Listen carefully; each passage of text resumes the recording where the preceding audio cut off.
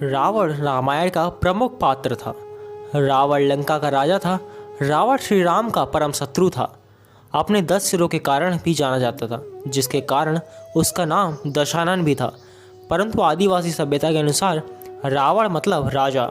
किसी भी कृति के लिए नायक के साथ ही सशक्त खलनायक का होना अति आवश्यक है।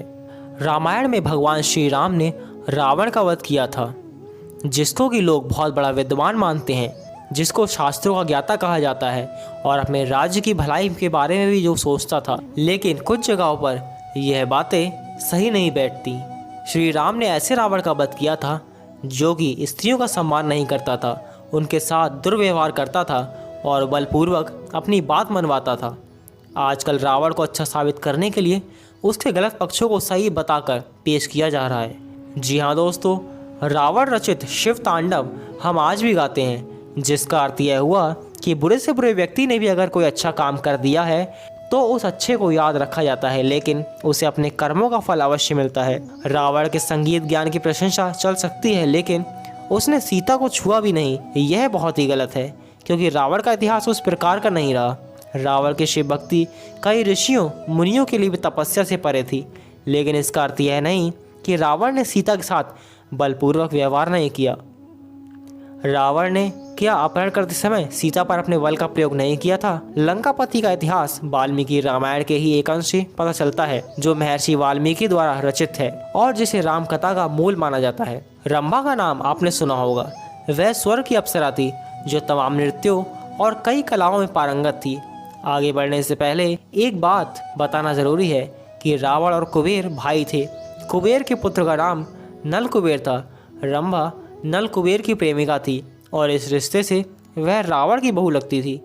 एक दिन जब वह अपने प्रेमी से मिलने जा रही थी, तभी रावण उसकी सुंदरता पर मोहित हो गया और उसने रंभा से आपत्तिजनक बातें पूछी।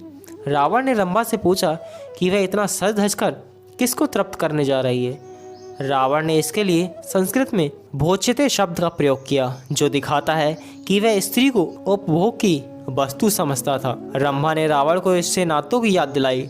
रावण ने पहले तो मानने से इनकार कर दिया कि वह उसकी पुत्रवधू है, लेकिन जब रंभा ने नल कुबेर के बारे में बताया तो रावण ने फिर आनाकानी शुरू कर दी। उस समय रंभा काफ़ी डरी हुई थी और देवताओं को भी जीत चुके रावण के बारे में उसे पता था कि वह कुछ भी कर सकता है। डर से कांप रही रंभा को शायद यह नहीं पता था कि रावण अपनी दुष्टता के कारण रिश्तों नातों की भी परवाह नहीं करेगा।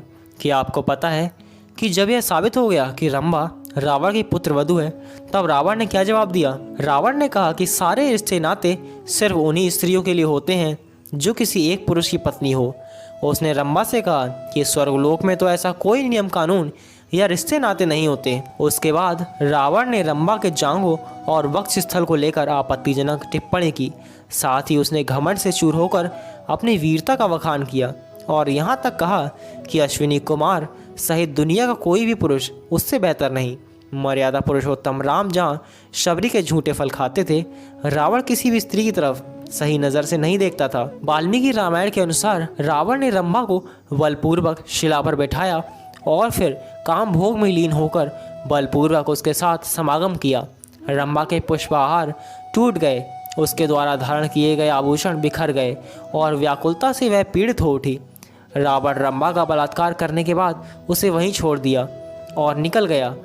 बिलखती हुई रंभा अपने प्रेमी नल कुबेर के पैरों पर गिर पड़ी। रंभा ने नल कुबेर को बताया कि रावण स्वर्ग जीतने के लिए भारी संख्या में सैन्य बल लेकर आया है और उसने उसका बलात्कार किया। नल कुबेर महामना था। उसने ब्राह्मण सी धर्मशीलता और क्षत्रिय सी वीरता थी। अपनी प्रेमिका के साथ हुए अत्याचार से क्रुद्ध होकर नल कुबेर ने उसी क्षण रावण को श्राप दिया कि आगे से उसने किसी भी स्त्री के साथ बलपूर्वक समागम करना चाहा तो उसके सिर के टुकड़े हो जाएंगे। अर्थात रावण तब तक किसी स्त्री के साथ संभोग नहीं कर सकता था जब तक वह ऐसा ना चाहती हो।